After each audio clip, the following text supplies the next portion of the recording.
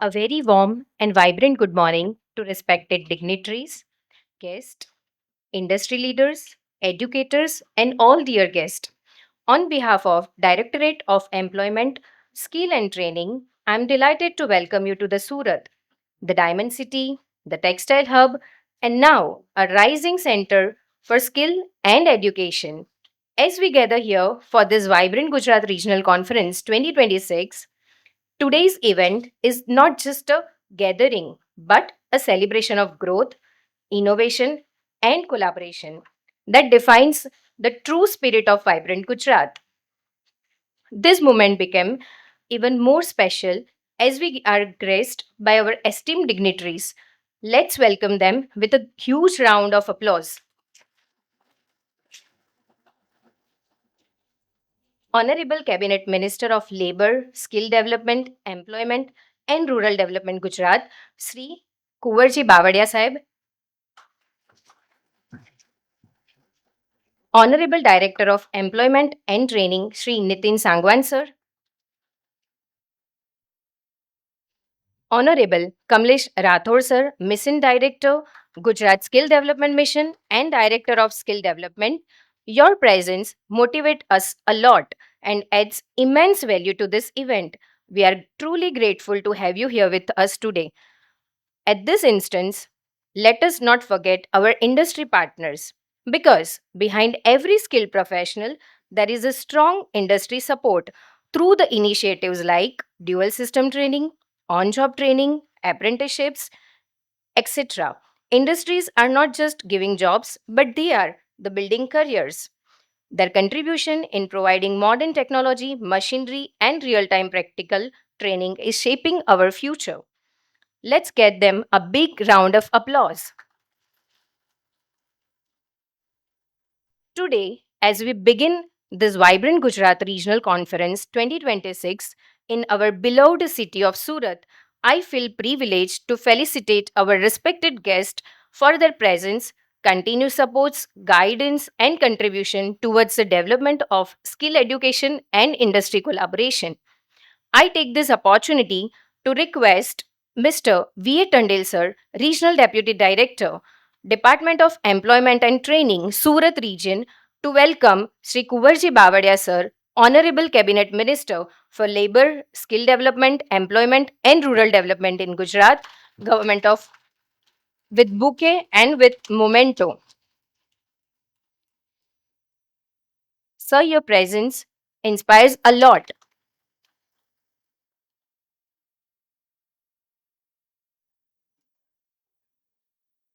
Now I would like to request Mr. M.S. Patel sir, Principal Class 1 ITI Vyara to welcome Sri Nitin Sangwan sir.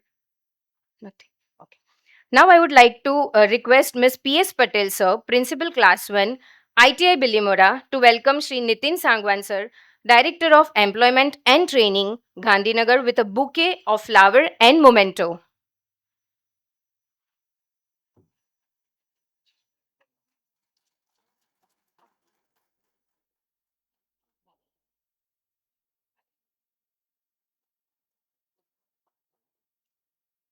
So your direction ensures every action that reaches its goal. Last but not least, I request DJ Wagela Sahib, Class 1 ITI Ankleshwar Principal, to welcome Sri Kamlesh Rathore Sir, Mission Director, Gujarat Skill Development Mission and Director of Skill Development with the bouquet of flowers and memento.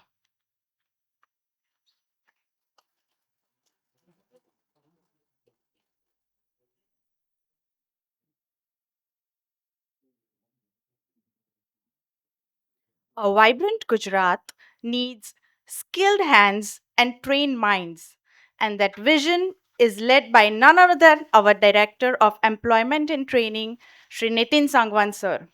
Sir, your prowess has enlightened ITI's path with wisdom and grace by igniting the learner's mind and educator's vision. You have steered the department with such a grit that it is making learners' lives bright. I invite ITI's leader, who is meticulous and dynamic, to deliver the welcome address and set the tone for the conference. Please, sir. अ,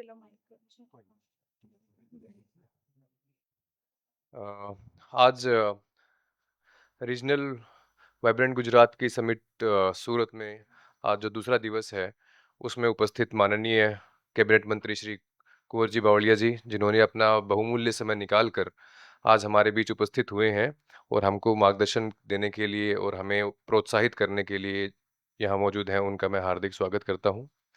मेरे साथी राठौड़ जी, Singh ji KSU से, industry से आए हुए सभी सम्मानित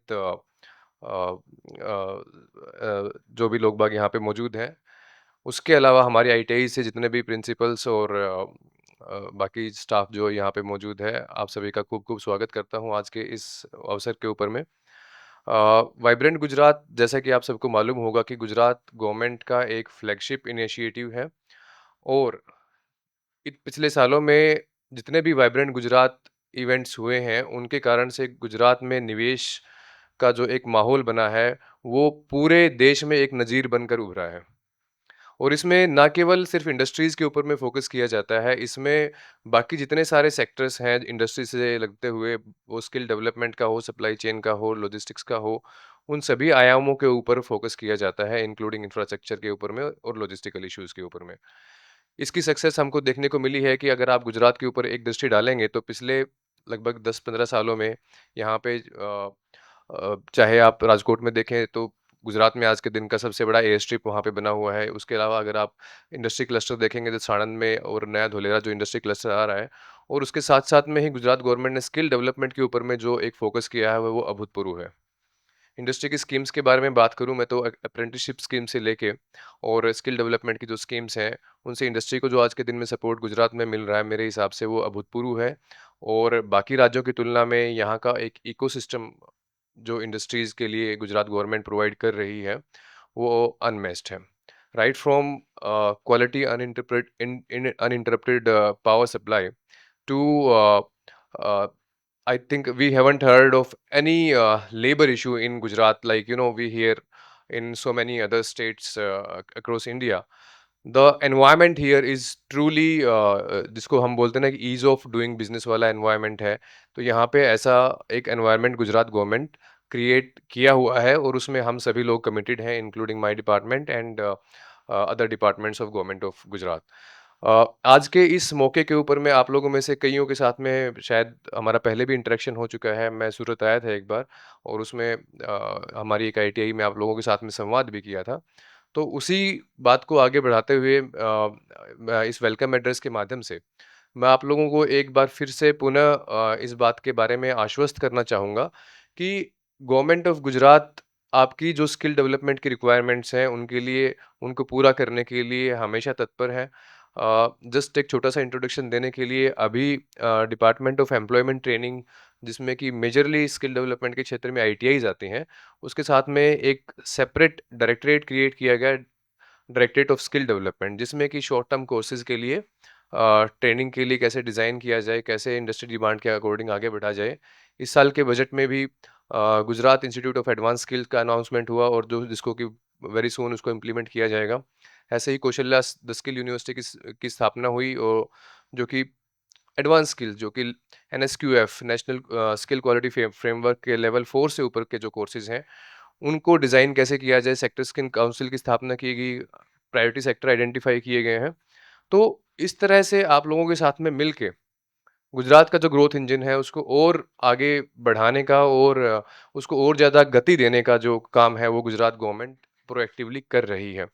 उसमें हम आपका सहयोग करने के लिए अगर आप एक कदम चलेंगे तो हम 2 कदम चलेंगे उस चीज़ के लिए, और ये हम आपको आज इस वाइब्रेंट गुजरात रीजनल समिट के माध्यम से आश्वासित करना चाहते हैं। तो मैं ज़्यादा समय नहीं लूँगा, हमारे बीच मंत्री जी उपस्थित हैं। पुनः मैं उनका हार्दिक स्वागत करता हूँ और उन्होंने अपना बहुमूल्य समय निकाल कर हमारे बीच में आकर हमको अनुग्रहित किया है। उसका मैं उनका बहुत-बहुत तहे दिल से आभार व्यक्त करता हूँ और एक बार फिर से आप सभी लोग जो यहाँ पे मौजूद हैं, आप लोग भी अपना कीमती समय निकाल कर यहाँ पे आए और आप लोगों ने जो एक इच्छा व्यक्त की है कि गुजरात सरकार के साथ मिलकर आप लोग गुजरात को और भारत को आगे बढ़ाने के मुहिम में शामिल होने का आपने एक कमिटमेंट जो दिखाया है, आप लोगों का मैं पुनः एक बार बहुत-बहुत धन्यवाद देता हूँ। जय Hind.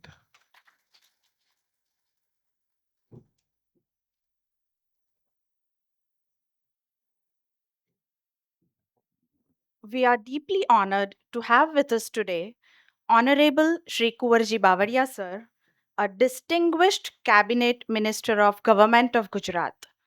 With his unwavering commitment to public welfare and extensive experience across crucial portfolios like water supply, animal husbandry, and fisheries, he has been a driving force behind Gujarat's inclusive growth and rural prosperity. Sir, on behalf of all of us at this Vibrant Gujarat Summit 2026, we humbly request you to kindly address this distinguished gathering and share your valuable insights. May I invite you, sir, to please say a few words. Honorable Shri Kuwarji Bawaria, sir.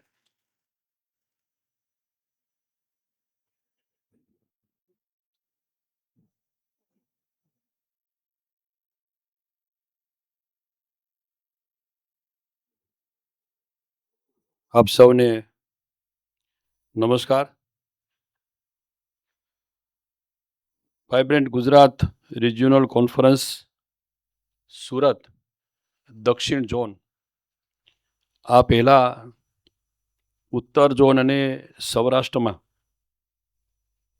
બે જગ્યાએ vibrant regional conference પૂરી કર્યા પછી આજે આપણે દક્ષિણ zone એટલે સુરતમાં કરી રહ્યા છે. આજના પ્રસંગે આપણી વચ્ચે ઉપસ્થિત મારા વિભાગના गुजरात वाइब्रेंट कॉन्फ्रेंस सूरत के इस कार्यक्रम में उपस्थित director employees and training Shri Nitin Sangwan ji, director skill development हमारे डिपार्टमेंट के आदरणीय Kamlesh Rathore ji, director general Kaushalya skill university SP Singh ji और उनकी पूरी टीम, यहाँ हमारे बीच में उपस्थित इंडस्ट्रीज पार्टनर और आईटीआई के हमारे दक्षिण जोन के प्रिंसिपल और उनके पूरे स्टाफ और पूरे यहाँ हमारे इस Gujarat regional conference south zone के इस कार्यक्रम में भाग लेने के लिए उपस्थित पूरे सभी हमारे इंडस्ट्रियलिस्ट और हमारे डिपार्टमेंट के ऑफिसर्स और सभी उपस्थित मेरे विभाग के सभी मित्रों, खास करके हमने अभी बताया हमारे नितिन सांगवान जी कि देश के प्रधानमंत्री ने जिस तरह ये शुरुआत की और पूरे गुजरात से पूरे भारतवर्ष में उन सभी लोगों को किस कर्ज में शामिल किया जाए, इनकी वजह से ये वाइब्रेंट समिट की शुरुआत की. आज हम वाइब्रेंट गुजरात रीजनल कॉन्फ्रेंस के लिए हम पूरे साउथ के और पूरे इंडस्ट्रीज़ के पूरे गुजरात के लोग और आउट ऑफ गुजरात से भी यहाँ हमारे साथ शामिल हुए. यह केवल एक कार्यक्रम नहीं है बल्कि एक दूरदर्शी सोच से शुरुआत हुई. ये विकास यात्रा का महत्वपूर्ण पड़ाव है. इस विकास यात्रा की शुरुआत माननीय प्रधानमंत्री श्री नरेंद्र मोदी जी जब ये गुजरात के मुख्यमंत्री थे उसी टाइम से उन्होंने शुरुआत की और आज पूरे गुजरात और पूरे इंडिया में भारत में उनका पूरा सोच आज दूसरे स्टेटों में भी लगा रही. उन्होंने एक मजबूत विचार भी दिया था, गुजरात को वैश्विक निवेशक और विकास का केंद्र बनाना, और इनके साथ इसी विकास के साथ वाइब्रेंट गुजरात समिट की ये शुरुआत की. और मैंने अभी बताया कि तीसरी यहाँ गुजरात में वाइब्रेंट समिट अभी आज हो रही है. आज यह पहल एक विश्वस्तरीय ब्रांड बन चुकी है. अब वाइब्रेंट गुजरात केवल निवेश तक सीमित नहीं रहा बल्कि एक इंफ्रास्ट्रक्चर, उद्योग, कौशल्य विकास और रोजगार का एक सशक्त मंच बन गया है. माननीय प्रधानमंत्री जी द्वारा शुरू की गई इस वाइब्रेंट समिट के गुजरात ने इंडस्ट्रियल डेवलपमेंट में भी अनोखी ऊंचाई हासिल की है. इसी दृष्टिकोण से इन्हें आगे बढ़ाते हुए आज हम रीजनल कॉन्फ्रेंस तक पहुंचे हैं. इसके साथ जहां स्थानीय उद्योग और युवाओं को केंद्र में रखा गया है. इससे पहले हम મહેસાણા એટલે ઉત્તર ગુજરાત, રાજકોટ સૌરાષ્ટ્ર में सफलतापूर्वक रीजनल कॉन्फ्रेंस आयोजित कर चुके हैं और ये हमें बताया कि साउथ गुजरात में आज कर रही हैं। दोस्तों, दक्षिण गुजरात आज राज्य के सबसे गतिशील और आर्थिक रूप में मजबूत क्षेत्रों में से एक है। सूरत आज टेक्सटाइल और डायमंड उद्योग का वैश्विक केंद्र बन चुका है। दहेज, हजीरा और अंकलेश्वर जैसे क्षेत्रों में आज केमिकल, मैन्युफैक्चरिंग और एक्सपोर्ट के मुख्य प्रमुख केंद्र बन चुके हैं। दोस्तों, आज माननीय प्रधानमंत्री ये स्पष्ट उनको भी विश्वास है कि विकास का असली आधार युवाओं का कौशल्य के साथ ही है। इसी विचार के आधार पर गुजरात सरकार भी आज काम कर रही है कि युवाओं और महिलाओं को प्राधान्य किस तरह दिया जाए। कुशल गुजरात, रोजगारमय गुजरात एक संकल्प के साथ आज गुजरात आगे बढ़ रहा है। दक्षिण गुजरात में आज 92 आईटीआई का मजबूत नेटवर्क कार्यरत है। कुल 40,752 सीटों पर प्रशिक्षित दिया जा रहा है और 80 से अधिक ट्रेड्स इस आईटीआई में उपलब्ध है। इसके अलावा उद्योगों की मांग के अनुसार कोई भी आईटीआई को एमओयू के माध्यम से अपग्रेड किया जा रहा है और उनका इंडस्ट्रीज को साथ लेके आज इनमें भी कोई लेबोरेटरी या जो कुछ करना है वो आज हम आईटीआई के माध्यम से और इंडस्ट्रीज के माध्यम से कर रहे हैं। यहाँ पारंपरिक और आधुनिक प्रशिक्षण का बेहतरीन समन्वय, टेक्सटाइल के लिए अपैरल टेक्नोलॉजी, डायमंड के लिए जेम्स एंड ज्वेलरी और केमिकल उद्योग के लिए विशेष प्रशिक्षण दिया जा रहा है। साथ ही AI, IoT, EV, drone, solar technology जैसे आधुनिक क्षेत्रों में भी प्रशिक्षण दिया जा रहा है और जैसी मांग है इंडस्ट्री की उसी तरह हमें आईटीआई के माध्यम से युवाओं को ट्रेन कर रहे हैं। साथ में उद्योग और शिक्षा के बीच मजबूत सेतु किस तरह बनाया जाए, इनको सबको विश्वास में लेके इंडस्ट्रीज और हमारे डिपार्टमेंट दोनों को और सरकार को विश्वास में लेके किस तरह नए इंडस्ट्रीज में नए स्किल वाले युवाओं को दिया जाए। स्किल के डेवलपमेंट के लिए 1000 से अधिक रणनीतिक और एमओयू हमने किया है। उद्योग की आवश्यकता के अनुसार कास्ट माइंड और भी उनके लिए भी ट्रेनिंग दी जा रही है। मित्रों, रोजगार विशेष ध्यान दिया जा रहा है। उनके साथ पिछले 54 साल में नहीं, हमने इसलिए पिछले साल में 54 जैसे हमने एक भर्ती मेला भी उनका आयोजन किया था और इनके माध्यम से युवाओं को रोजगारी दी गई थी। उनके माध्यम से रोजगार के साथ हमने इन हजारों युवाओं को ऑफर लेटर भी इस माध्यम से दिया है। मुख्यमंत्री अप्रेंटिसशिप योजना के अंतर्गत 25,000 से भी ज़्यादा युवाओं को उद्योगों के इनके साथ जोड़ा गया है। शायद इससे 94% उपलब्धियों को दर्शिता दिया है और इनके साथ साथ सीखते हुए कमाना એટલે કે लर्न वाइल यू अर्न, इनके उनको ध्यान में रखते हुए युवाओं को भी साथ में इनमें जोड़ा जा रहा है और ये आपके सब उद्योग गृहों के माध्यम से और राज्य सरकार के इस हमारे डिपार्ट के निर्माण थे। एक खास करके दोस्तों, आज विश्व ग्रीन और सस्टेनेबल विकास की दिशा में आगे बढ़ रहा है। ग्रीन स्किल्स और एडवांस स्किलिंग के माध्यम से हम भविष्य के लिए ये सबको तैयार युवाओं को भी तैयार कर रहे हैं। विकास तभी सफल होता है जब एक श्रमिक के कल्याण के इनको श्रमिकों को भी साथ में जुड़ा जाए और उनके साथ, क्योंकि श्रमिकों के माध्यम से ही उद्योगों का ज़्यादा जल्दी से उनका डेवलपमेंट होता है। श्रम में सुखी तो हम उद्योग समृद्ध। इसलिए हमने भी देश के प्रधानमंत्री ने भी बताया है कि ज़्यादा से ज़्यादा युवाओं को रोजगारी, युवा और महिलाओं को रोजगार के साथ कैसे जुड़ा जाए और इनकी वजह से इनके साथ साथ भी हमें श्रमिकों को उनकी सुविधाओं के लिए हमें डिपार्टमेंट की ओर के सरकार की ओर से और इंडस्ट्री की ओर से क्या क्या किया जाए। स्किल, स्केल एंड स्पीड के मंत्र को दक्षिण गुजरात में साकार करते न आज हम यहाँ से संकल्प इस प्रोग्राम से, कार्यक्रम से हम ये भी हम कर रहे हैं कि स्किल कैसे ज़्यादा स्किल के बारे में और स्केल और स्पीड के मंत्र को दक्षिण गुजरात में साकार करने का एक संकल्प के साथ हम आगे बढ़ रहे हैं और उनके हम आप सब इंडस्ट्रियलिस्ट और हमारे डिपार्टमेंट की ओर से और राज्य सरकार की ओर से इनको जोड़ने का पूरा प्रयास कर रहे हैं। आइए हम सब साथ मिलके मेड इन गुजरात के साथ स्किल्ड इन गुजरात और वाइब्रेंट साउथ गुजरात एक वैश्विक पहचान कैसे बन जाए, इसी तरह हम साउथ गुजरात का भी एक हमारा ये वाइब्रेंट सफल हो, ऐसी मैं आपके साथ आशा व्यक्त करता हूँ। और ज़्यादा से ज़्यादा हमारे डिपार्टमेंट के जो आईटीआई के सभी आईटीआई प्रिंसिपल और यहाँ स्किल वाले हमारे केएसयू यूनिवर्सिटी के हमारे सभी पदाधिकारी और हमारे विभाग के अधिकारी भी है, मैं आप सबको भी रिक्वेस्ट करता हूँ कि गवर्नमेंट की ओर से जहाँ भी ज़रूरत है तो हम आपके साथ इंडस्ट्रीज के साथ खड़े, और आपकी ओर से जो सहयोग मिले उसी तरह हमें जिस प्रकार के आपको स्किल चाहिए ऐसे युवा और महिलाओं को तैयार करने के लिए हमारा डिपार्टमेंट हमारे हमारे सब यहाँ आईटीआई के प्रिंसिपल साउथ जोन के सभी लोग तैयार है। तो इसीलिए आपका सहयोग के साथ साथ आप सबको भी मैं शुभेच्छा व्यक्त करता हूँ, और जिन्होंने इनमें भाग लिया है उन सभी को मैं धन्यवाद करता हूँ।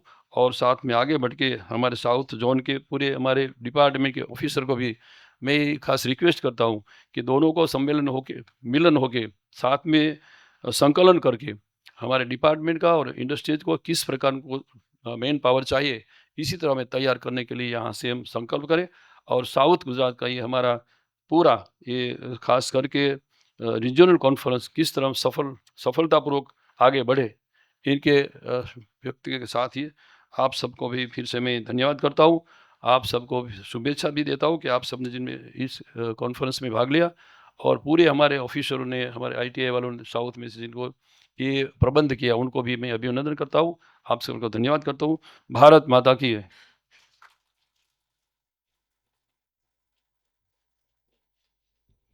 સર, આપના પ્રેરણાદાયી અને માર્ગદર્શક શબ્દો બદલ ખૂબ ખૂબ આભાર sir.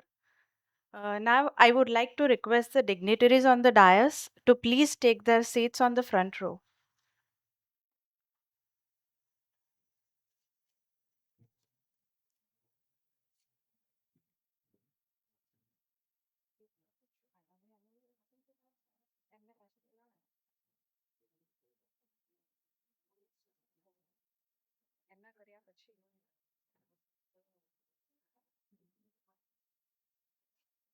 It is my privilege to present the collaborative efforts undertaken by our ITIs under Vibrant Gujarat Regional Conference 2026. We are proud to showcase how strong partnerships between ITIs and industry are shaping a skilled, industry ready workforce through MOUs.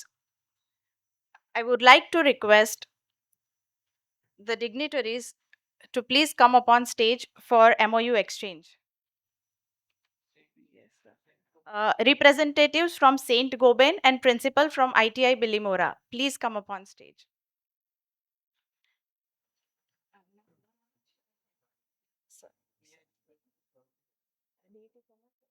May I request Nitin Sangwan sir, Director of Employment and Training, to come upon stage. Honorable Cabinet Minister Kuwarji Bavaria sir, to please come upon stage. Uh, Kamlesh Rathod sir, Director, Skill Development. At Bilimora ITI, we have partnered with Saint Gobain, under which various trade labs have been developed through CSR support amounting to 50 lakh rupees. This initiative has significantly strengthened the infrastructure and enabled the introduction of lab development and short term courses, enhancing the employability of the students. Now, I would like to request representatives from Relis India Limited and Principal ITI Ankleshwar.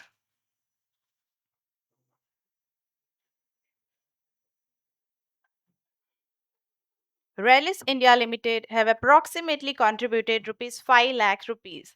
The support includes provision of LED learning tools, posters, trade related visual aids, creating a more engaging and practical learning environment.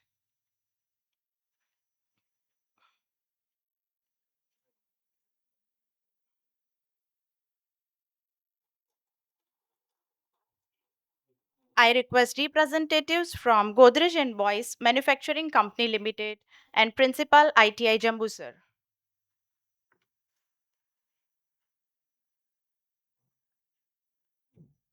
Godrej and Boyce has extended the support to the welder trade through the provision of welding machinery amounting to approximately 3 lakhs, thereby strengthening the hands-on training.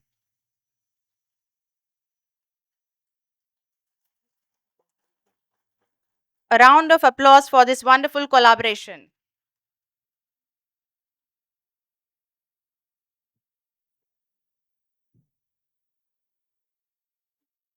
The world is changing.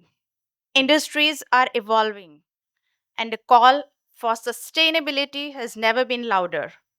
The chemical and petrochemical industries, which are the backbone of Gujarat's economy, are now at the forefront of green revolution. But this revolution brings a crucial question. What kind of jobs will this drive bring? What kind of jobs will drive this change? To answer this question and to guide us through the green jobs revolution, we now begin our expert lecture. I request Mr. Mahesh Gambhir, Vice President, Head Manufacturing L&D, Reliance Industries Limited, Mumbai, to deliver an expert session on green jobs revolution for sustainable chemical and petrochemical industries. The stage is yours, sir.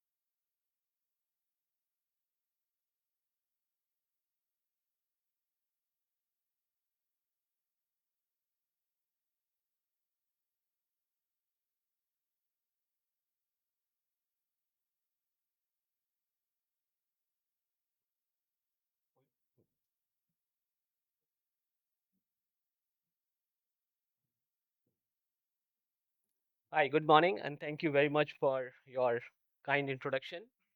Uh, Greetings to all the dignitaries and honorable guests and the participants available in this hall.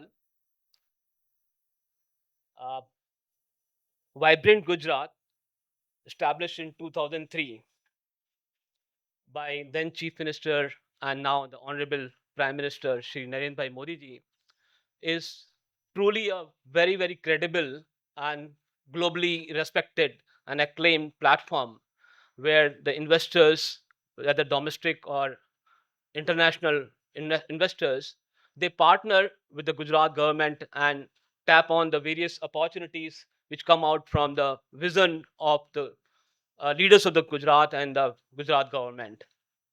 Uh, Vibrant Gujarat summits and conferences at the regional level are truly a value add. And it is both my honor and privilege to be part of this regional conference today and to speak on the subject of the green skills revolution for sustainable chemical and petrochemical industries.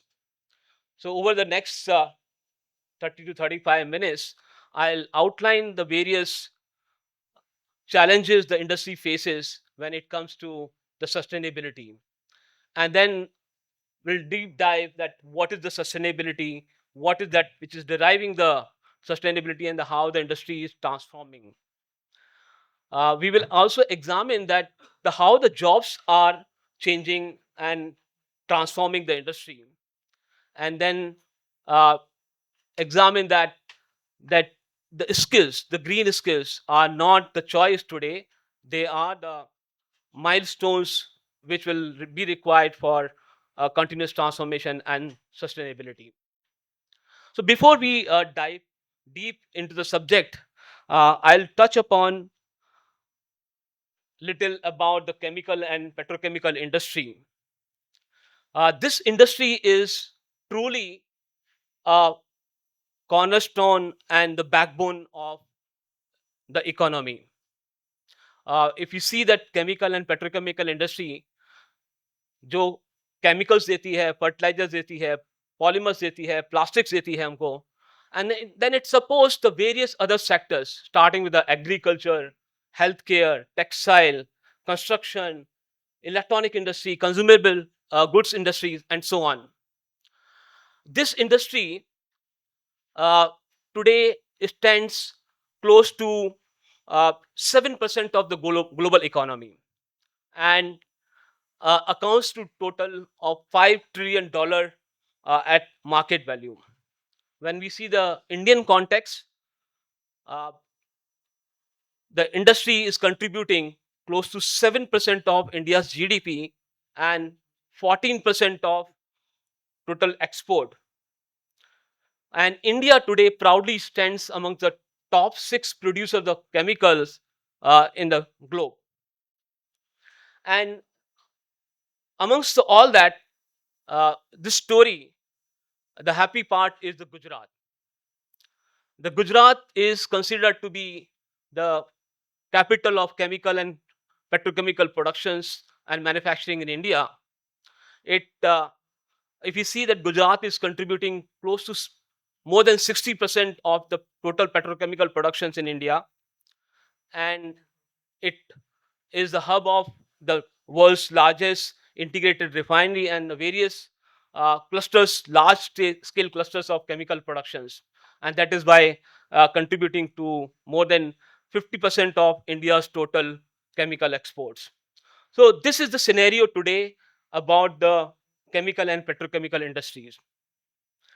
Now, look at that. How do we face the adversities? Uh, the sustainability paradox of this industry. The one side, we say that this industry is contributing very, very effectively. It is fueling the growth. It is one of the reason for the development.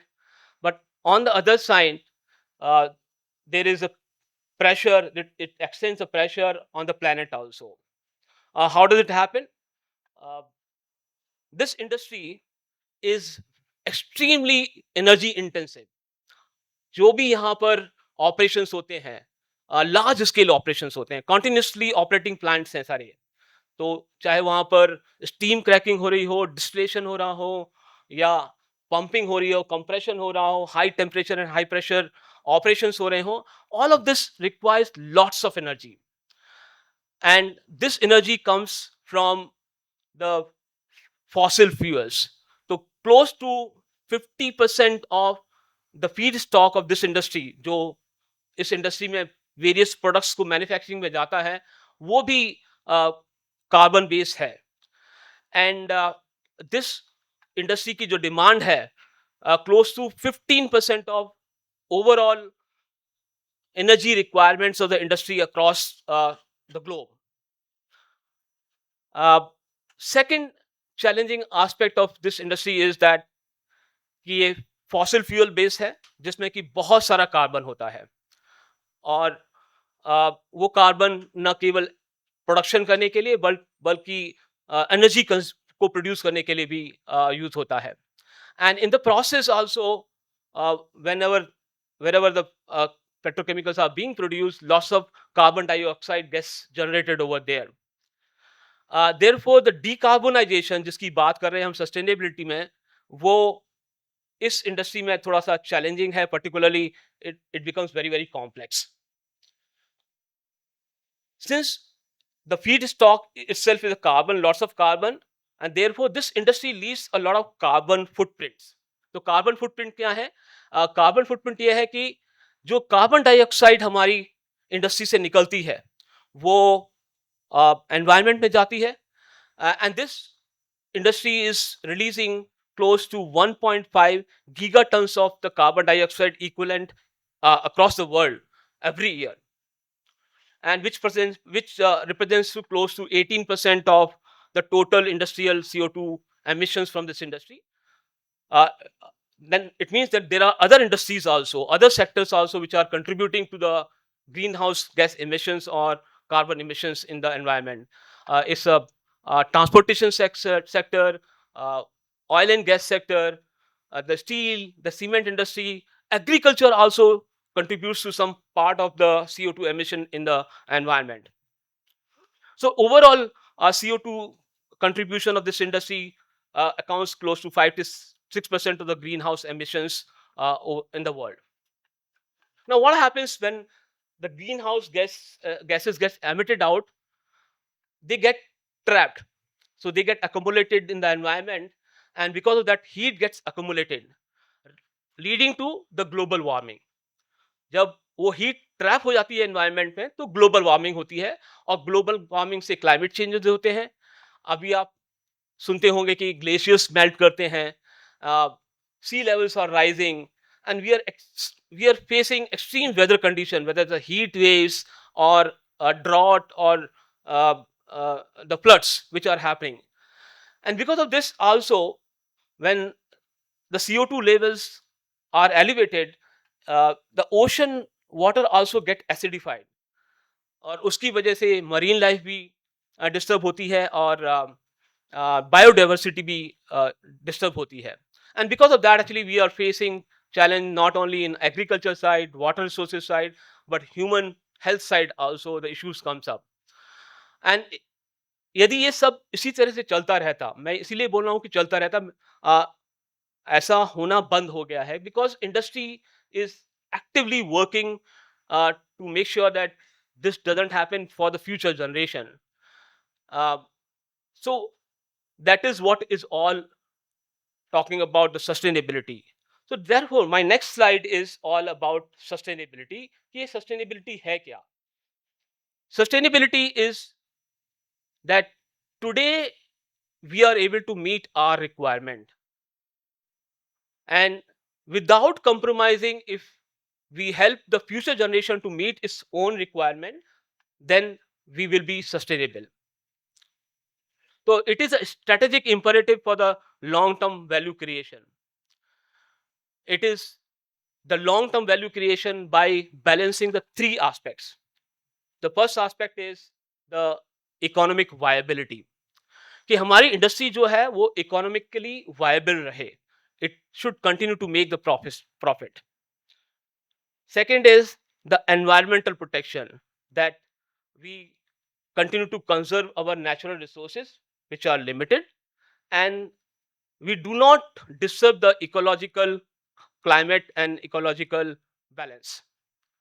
The third aspect of the sustainability is the social equality, कि जो भी industry में हमारे लोग काम कर रहे हैं वो सेफ रहें, हम उनको इक्विटेबल प्रेजेंटेशन दें, वहाँ पर डाइवर्सिटी हो, वहाँ पर उनके राइट्स हों. तो that's all talk about the social equality.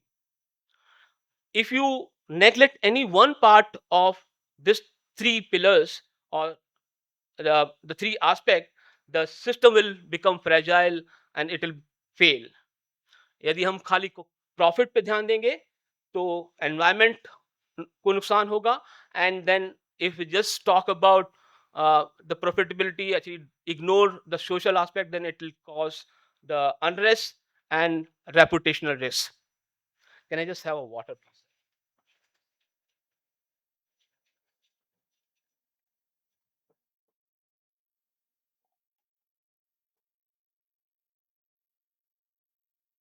तो हैविंग अंडरस्टूड कि ये सस्टेनेबिलिटी है, तीन चीजों से मिलकर बनी है, कि एनवायरमेंटल प्रोटेक्शन, हम we continue to make the profit, and at the same time we are socially responsible for the people, society, and communities at large.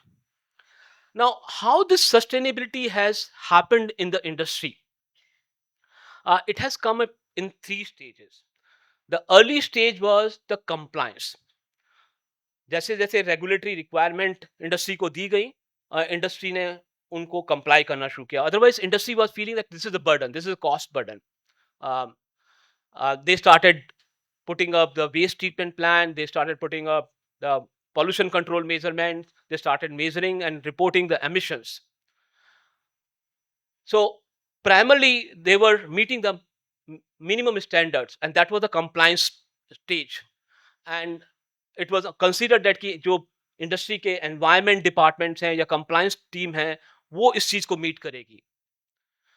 And then gradually the cost of energy started increasing, and then हमारे resources धीरे धीरे कम होने लगे, जो regulatory measures हैं वो stringent होने लगे. Then industry started thinking that कि how should we improve the efficiency, how should we reduce the waste, how should we make our supply chains very very resilient and effective. And by deploying these measures, the industry started gaining the competitive advantage.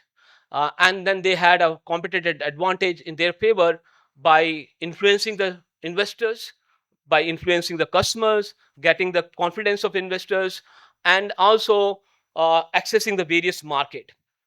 So that was the competitiveness where uh, the sustainability became part of the organization's leadership matrices also. And it was said that ki technology or capital is not the sufficient. Even the skills, the culture, the leaders, they also will be part of the sustainability initiative. लेकिन आज क्या हो रहा है? Today the sustainability is in existential era. This is called the survival. आज जो है climate risk जो है वो इंटेंसिफाई हो रही हैं. ईएसजी की एक्सपेक्टेशन और बढ़ गई है. कार्बन प्राइसिंग मॉडल्स आ गए हैं. And sustainability is no longer a choice. It has become a fundamental to the business continuity. So every function and every role must understand the sustainability कि ये है क्या. तो तीन चीजों से मिलके बनी है. तो organizations are accelerating the energy transition, adopting alternate methods of the feedstock, and they are embedding sustainability into the decision making. तो जो फॉसिल फेज से फ्यूल से हम एनर्जी क्रिएट करते थे, हम ऑल्टरनेट मींस देख रहे हैं. क्या है alternate means? Solar, wind, water, nuclear energy. So these are the hydrogen. So these are the different alternate means of creating the energy. So industry is looking towards that कि हम fossil fuel से अपना reliability dependence कम करें. तो crux is that कि technology and the capital are necessary but not sufficient. Skill, culture, and leaderships are the real differentiator. Now, when it comes to that, how this sustainability has come into the organization, what is the Indian scenario? Uh, Indian government has come up with various policies and measures, whether it's national policy and directions on environment, key policy frameworks as a PCPIR are coming up there. Government is promoting the green hydrogen, green ammonia productions, recircular economy. All these measures on the ground are helping in translating into real decarbonization effort towards the sustainability. तो sustainability को जो 4 या 5 pillars हैं, वो 5 pillars हैं कि green chemistry. Chemistry is that कि हम किस तरह से केमिकल्स को प्रोड्यूस करते हैं. उसमें green chemistry is all about कि जो भी चीज हम इंडस्ट्री के अंदर बनाएंगे उससे कम हजार्डस सब्सटेंस का यूज हो और टॉक्सिक मटेरियल उसमें कम से कम यूज हो, एनर्जी का कंजम्पशन कम हो, वेस्ट कम हो. तो that is all about the green chemistry. Second is that bio based feed stock. So आज की डेट में fossil based fuel are the our energy producers. We are moving from fossils to the bio based feedstocks, whether it is the biomass या agriculture के residue हैं या plant based materials हैं, उनको use करके हम गैसेस क्रिएट करें और उसके बाद में हम पेट्रोकेमिकल्स बनाएं। तो this is one of the aspect.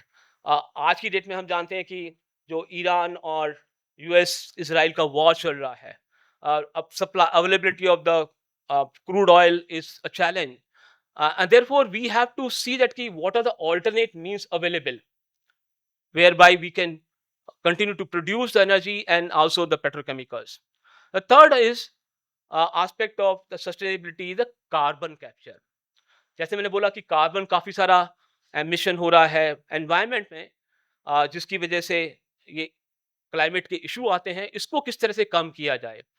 तो वन थिंग इज दैट कि we have to capture the carbon and store it, and uh, and then reuse it somewhere else. And another aspect is that we can use the alternate fuels. Next uh, pillar of the sustainability is the process optimization, which is nothing but the engineering tools आप apply करें, data analytics apply करें, AI को apply करें, predictive maintenance को use करें और उससे आप एफिशिएंसी को लेकर आएं, एमिशंस को कंट्रोल करें और अपनी एफिशिएंसीज को बढ़ाएं। तो that is all about the process optimisation. And the last pillar is the circular economy. तो पहले मॉडल क्या होता था कि प्रोड्यूस किया, यूज किया और उसको थ्रो कर दिया। नाउ वी टॉक अबाउट कि आप कम से कम मटेरियल को यूज करें, रिड्यूस करें, अपने प्रोडक्ट्स को बनाने के लिए चीज़ों को रिड्यूस करें। Second is that that you reuse it if something is left out, and third is the recycle. तो reduce, reuse and recycle model actually which we are moving towards. So these are the 5 different pillars of sustainability. So why I have taken little time to explain you that what is sustainability all about. uh, it is to basically make sure that कि हमारा planet जो है वो safe रहे for future generation के लिए। हम continue करें अपनी growth के, अपने profit के साथ में भी, और at the same time we take care of the society, we take care of the employees and community at large. Now I'll give you the very very powerful thought. So what is happening that कि हम technology को खरीद सकते हैं, we can buy technology, we can fund our various projects, but we cannot create the sustainability without upskilling our workforce, our people. जब तक वो skill नहीं होगी हमारे एम्प्लॉयज में, जो इंडस्ट्री को चलाते हैं, या वो जब तक everyone will not understand कि what is sustainability, we will never be able to achieve the sustainability. And therefore we need the skills. And sustainability को क्रिएट करने के लिए जो स्किल्स चाहिए उनको हम बोलते हैं green skills. And the green skill are basically the bridge between the way today we operate, the our current condition, whether they are marred by the legacy processes और या हमारे conventional workflows हैं या work methods हैं, between this and the future climate ambitions कि हमारा net zero हो, हमारा recircular economy हो या हमारी green technology को हम deploy करें, इन सबको bridge करने के लिए हमको green skills चाहिए कि everyone should understand the sustainability. So what are these green skills? They are the combination of the technical and the behavioral skills. The technical skills, तो आज की डेट में इंडस्ट्री में core skills are already there. So industry takes care of the core skills. Core skills will be to produce the things safely, efficiently and reliably. Green skills are that we produce with the sustainability idea. So green skills are overlaying on the core skills. जो core skills हैं उसके ऊपर से green skills आती हैं, and that is how they illuminate actually and they become vibrant. The examples of my technical green skills are that we will be able to do the energy audit, we will be able to do the environmental impact studies, we will be able to monitor the emissions कि कहाँ तक जा रहा है वो, and we will be able to make sure that safety is understood by everyone and safe environment is created, the AI, the data analytics, and other energy efficient methods are deployed in the operations. Behavioral green skills are the system thinking. कि एक चीज नहीं होती, एक ही आदमी सब कुछ नहीं करता, हमको सिस्टम के थ्रू सारे काम कराने हैं. Having a sustainability mindset, collaborations, operating disciplines. Because if the operating discipline is not there, there will be a failure. When the plant fails, a lot of flaring happens, the carbon dioxide gets into the environment. So operating discipline to operate the plant. So these are the behavioral green skills, and the combination of the two makes the green skills. अब industry में green skills की demand बहुत तेजी से बढ़ रही है, while the supply is happening at a very very low pace. The demand is increasing at the pace of 8% per annum, and the supply is happening at the rate of half of that, 3-4%. And lots of professionals in the industry, they feel that there is a gap and we have to bridge that gap.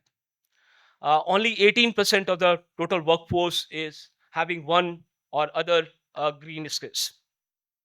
So there is a lot of work to be done in the industry to uh, upskill our employees and the communities around and the people working in the industry in all functions to pick up these skills. So green skills do not replace, as I was saying, that it do not replace the core capability. They are fundamentally overlaying and transforming them, and that is how they eliminate. So core skill is all about कि how do we run the plant safely. तो हमारे chemical plant है उनको कैसे safely run करें. Green skill is all about how do we run these plant sustainability. And core skill plus green skills help us to have a resilient operations. Uh, So green skill is not the only responsibility of the environment department. So every industry has got an environment department. Green skill is not the only responsibility today of the environment department or compliance team.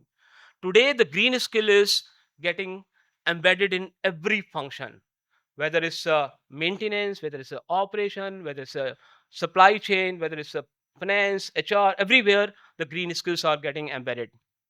Uh, and the most scalable solution to address the green skill requirement of the industry is that we cannot buy it. See, the green skills difficulty is there. So we have to upskill and reskill our existing workforce on the scale to create and meet the demand. To meet the demand. So some of the examples of green skills in different functions are shown here. I'll not spend time here. Uh, the green skilling target basically 4 pillars, uh, that we become energy efficient, that we are able to reduce the waste, we are able to design our processes and systems very very sustainably, and then the ESG and compliance requirements are understood and they are met also. So having shared that what are the green skills and how the industry is proactively now trying to work upon to address these requirements, I would like to share something about the Reliance, because I'm coming from Reliance. That what is happening in Reliance. Uh, Before I talk about that, let me give you an idea about what is Reliance all about. Actually, the brief introduction about Reliance. So Reliance is a very large, the large private sector group of company, conglomerate of companies. It has got total market capitalization of $200 billion, net worth of $117 billion, revenue $125 billion, and EBITDA of last year close to $21 billion. It contributes to 7.6% of India's total exports. It's the largest contributor for the national exchequer. Highest CSR initiatives, close to $250 million, were spent actually on CSR activities last year. We have committed to the net carbon zero. Net carbon zero is that whatever carbon dioxide we are releasing in the environment, if we can capture that actually and store that, then our uh, net carbon will become zero. Uh, we have committed to the net carbon zero by 2035, and lots of work is happening in our industry to take care of this part. We have a R&D division. Close to $490 million have been spent in creating various patents. Close to 1,150 different patents were uh, achieved last year. We are 88th rank in the global Fortune 500 company in the world. We have a diversified portfolio: digital services, retail, FMCG, media, new energy, and then hydrocarbon business, which has got today's context. We are the global leaders when it comes to the O2C operations, delivering the high scale, high spec fuels and materials. And we are setting up uh, giga factories in Jamnagar, new energy factories, and which are likely to be getting commissioned in next 4 to 6 quarters. When it comes to sustainability in Reliance Industries, uh, circularity, uh, circular economy, close to 23 metric tons of the plastics were recycled. uh, 2 lakhs of new employees have joined. This is a helping the society actually, and then giving a lot of employment and inclusions. Uh, as I said, close to 1,150 uh, patents were achieved. So this is part of innovation through the R&D. We have a dedicated ESG committee. The board is having a complete oversight on the company's ESG, environment, sustainability, and governance propositions. Close to 2.5 crores saplings were planted as a part of CSR initiatives, and we adhere to very high level of globally recognized safety standards, including ISO 14001 and OSHA's 18001. Now, petrochemical complexes in Reliance. How are we shifting and transforming these complexes to meet the sustainability requirement? We have a three levers deployed in Reliance. They are number one, renewable integration and green energy supply. तो आज की date में हम shift कर रहे हैं fossil fuel based energy to the solar and other green and cleaner power sources. तो that giga factory जो बन रही है वहाँ पर, they will supply the power to our chemical and petrochemical plants. The second is the green hydrogen deployment. So hydrogen uh, as a clean energy will be a career and a feedstock helping decarbonization high temperature processes. So that is how actually we will be able to reduce the carbon footprints also. And third and the most important is the advanced energy management. और इसके पीछे है digital backbone, that we are aggressively using digital means. We are real time having real time monitoring because of these means. AI driven optimizations are being deployed. AI driven energy analytics and emissions analytics are being created and then being monitored, and then carbon capture, utilization and storage is happening. We believe that structured skilling converts the long term sustainability strategies into the immediate operational performance. And the critical enabler in this process is the reskilling at a scale and across the functions of engineering, operations, supply chain, and maintenance, and so on. We have very robust systems and processes which help to ensure that core skills and competencies are addressed. We have a robust competency framework for all asset facing job roles where the people are directly working with the machines and their supervisors. So, unless our employees are trained, assessed, and certified, we do not allow them to touch, because An unskilled employee going and touching and working on the machines may be a cause of incident, HSC incident, or process deviations or reliability incident. We organize mandatory training programs and competency assurance systems whereby we assess them. And the green skills are embedded in our competency matrices. So जब core skills assess होंगी तो green skills भी assess होंगी साथ में. Structured skilling is happening at the scale, and digital and behavioral skills are being deployed at all levels. And that brings me to the last of my slide, that again emphasizes what is the sustainability. Sustainability is long-term value creations for resilient operations. It is balancing the three things, 3P. We don't compromise on profitability. We don't compromise on people, and no compromise on the planet. Sustainability is about doing well, doing good by doing well. It is about the long-term resilience and not the short-term profit. Technology and policies set the direction, but skills determine the speed, scale, and success. Industries which invest in the green skills overlay will not only just reduce the environmental impact, but they will secure and survive. With this, I come to the end of my presentation and my session.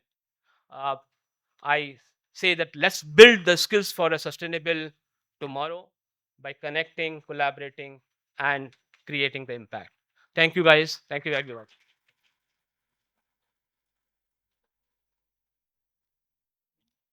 If anyone has got any question, I can take. Otherwise, we can connect after this session, and you can reach out to me and my colleague Shraddha, and we'll be able to answer that. Okay.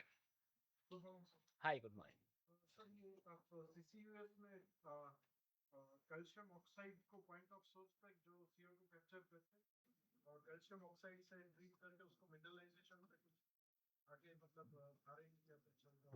The work is happening. I'll not be able to share that information, but we can touch base upon quickly on that. Sure, sure, sure. Yes, sir. Right. All right. Okay. Okay. Okay. Yeah, sure. How come? Right.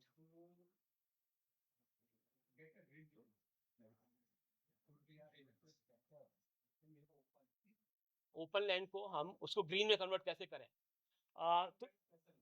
तो there are research which are happening in various agriculture institutes, and they will be able to answer this.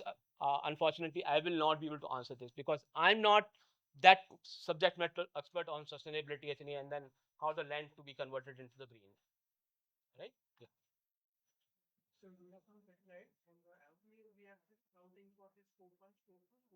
Yes, yes.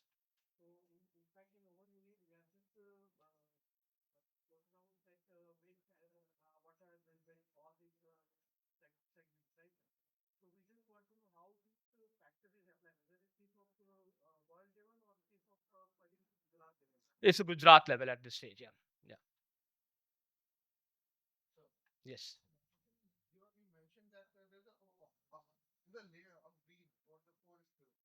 Yes. No, so I'm saying it's getting embedded actually. Yeah. So you will not be able to only continue to survive by addressing the core skills. You have to bring a mindset in the employees that what is sustainability and how do we need to take care of our planet, at the same time take care of the people, their safety, their well-being, uh, their rights in the organizations, and not uh, taking our sight away from the profit. So we have to have the profit also, and at the same time take care of environment as well as society. Yes.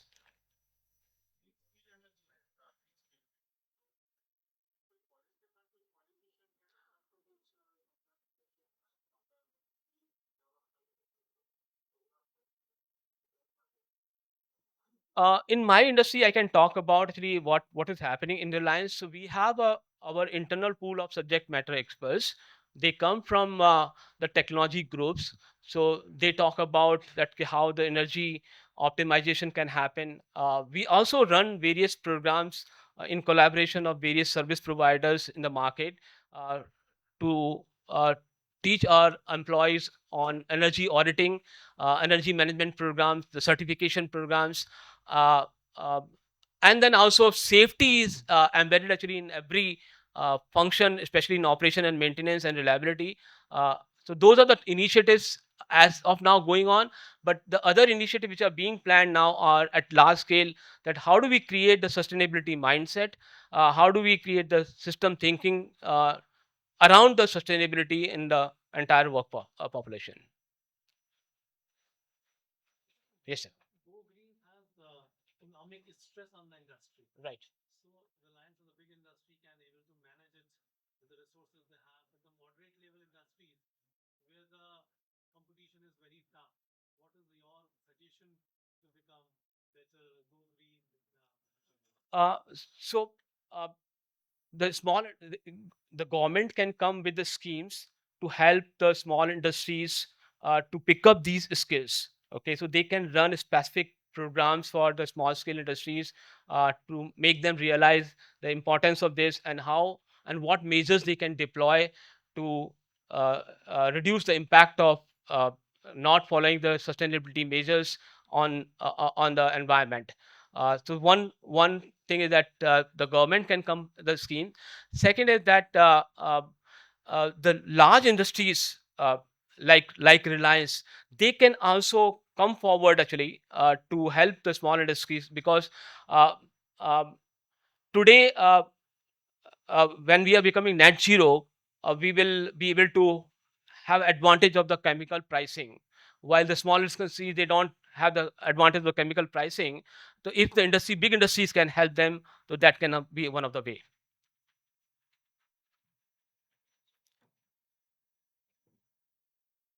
All right, no more question.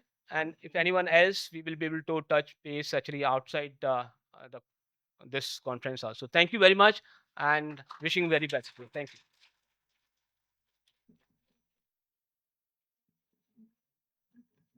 Thank you. Thank you so much, sir, for the informative speech.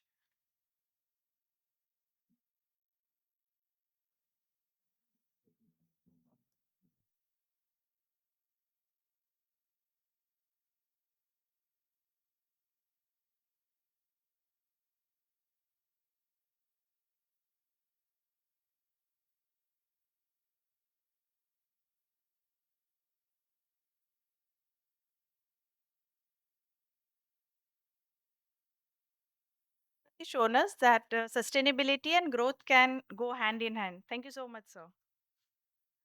If India is to become a global manufacturing hub, one thing is non negotiable: skilling.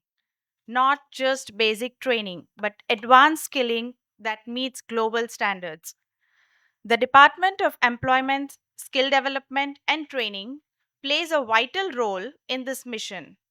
Today, we explore how advanced skilling can make our manufacturing sector truly world class by a panel discussion uh, by the experts.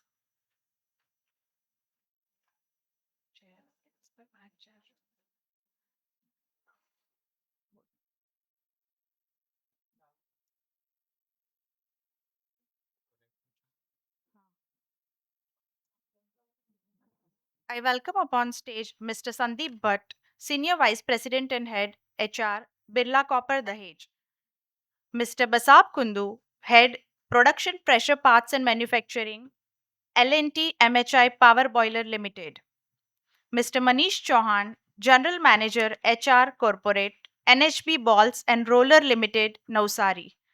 Mr. Mahesh Mangukia, Vice President, Surat Jewelry Manufacturing Association. Mr. Nishant Chauhan, Deputy General Manager HR, Asahi Modi Materials Private Limited, Jagadia, Bharuch. To guide this conversation, I welcome our moderator, Ms. Rekha Nair from Kaushalya Skill University. She is an accomplished academician with over 27 years of experience in postgraduate teaching and academic administration. Her expertise spans academic administration, curriculum development, student mentorship, and communication skill enhancement. Ma'am, please take the stage and lead the session. Thank you.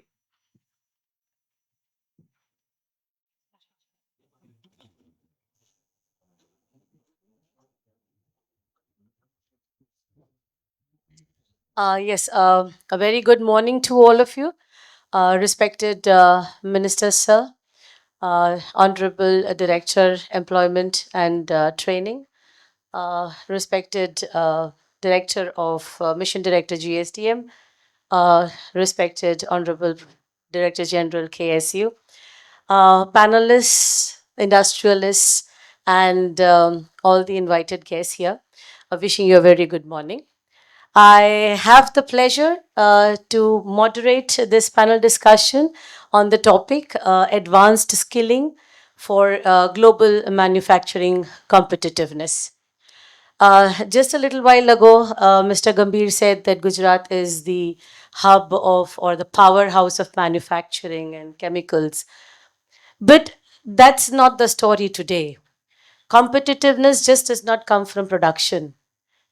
Today, the call is it comes with skills, adaptability, and more so global competitiveness. I have the honor to moderate this particular session with the distinguished panel. The introduction was already given to you. And we have a wonderful mix of panelists with HR leaders and manufacturing experts. So I will begin. We have, I'm told that we have very short time. So we will we will honor the time that has been given to us within that short period of 25 to 30 minutes. I think we will discuss the entire thing. So I would want to throw my first question to my manufacturing experts on the panel, Mr. Mangukia and Mr. Kundu. What, in your opinion, are the critical skill gaps, particularly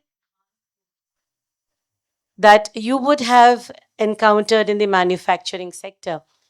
And how do you see that these skills or these gaps can be, bridged with the young talent that is coming out today? Mr. Kundu, would you want to start? Good morning. Good morning, all the dignitaries, my fellow panelists and participants. The question is advanced skill and basic skill. So I will start with the example. I will straight away go through example. So our factory, I am from L&T MHI Boilers Limited. It is a fabrication company and it is mainly based on welding. Now welders are coming, they have basic welding skills, just manual welding, but it is not, it is getting abolished day by day, manual welding, because the customer demand is so high regarding delivery and quality. So manual welding cannot be sustained for a longer time. Yes, they are still running now. So we have introduced orbital welding, we have introduced laser welding, we have introduced industrial robo, we have introduced Kobo, collaborative robo. So these things we have introduced and we are getting a very good result regarding this delivery, repeatability and quality. So I think this is the main gap, that is from basic skill we have to convert it to automation and semi-automatic skill. So I think from the industry point of view, ITI and skill development centers should have curriculum such that they focus on these robotics and Kobo welding, less advanced skills, such that the students when come out, they will be industrial ready. And also, it is our role also to train them. For example, I can say I introduced 4 Kobo in our welding. Kobo is a collaborative robo, we call it. It is very much user friendly. Now, I trained 6 of the apprentices who are getting training in our factory. So they are so happy, and they came to me and they have told me, sir, we are very happy that you have dependent on us regarding these skills. So they are doing a very good job. So both the training part and our industry part, both has to be come together and train this new generation to have a sustainable and have a global footprint. So I can say one formula, that is industrial 4.0 plus this advanced skill is equal to global manufacturing competitiveness. Thank you. Also some soft skills has to be developed for that. That is 5S, that is Kaizen, that is TPM. All we have introduced in our factory. Because if you see, actually we have to change the culture, change the mindset of the people. So I have seen people are doing their job, keeping their tool in the working area and going. So it should not be the case. So when 5S is the basic pillar for safety also. If you keep your things properly, you will have a safe environment also. Behavior skills. And we have introduced a good subject in our safety, that is BBS, behavior based safety. So क्या होता है? One boy is going, walking in the footprint. Suddenly he shifts and jump over a channel or angle. That is his behavior. वो सोचता है कि मैं ये shortcut में जाऊँ, क्या है, कुछ तो नहीं होगा. But his foot get entangles and he gets hurt. So behavior point of view is very much required also in this upgradation skill. And we used to call everybody, say Roko and Toko. Means if you see any behavior bad skill, you go and tell that person, भाई ये तेरा ठीक नहीं है, घूम के बैठ. So a panel में ऊपर welding, he is welding and his half body is hanging. So he used to turn around and weld. Like that, I have given one example. Like that, we have to everybody should train people, next generation, to have a sustainable manufacturing. So, are you trying to say that this, when I said the skill gaps, particularly in advanced skilling, so is it a lack of core skills, or is it an upgradation of the core skills that we already have? No, not lack of cases. What I heard here, Gujarat has taken a lot of things, but I think more industry and this ITI and skill development centers has come together. So industry will say what they require.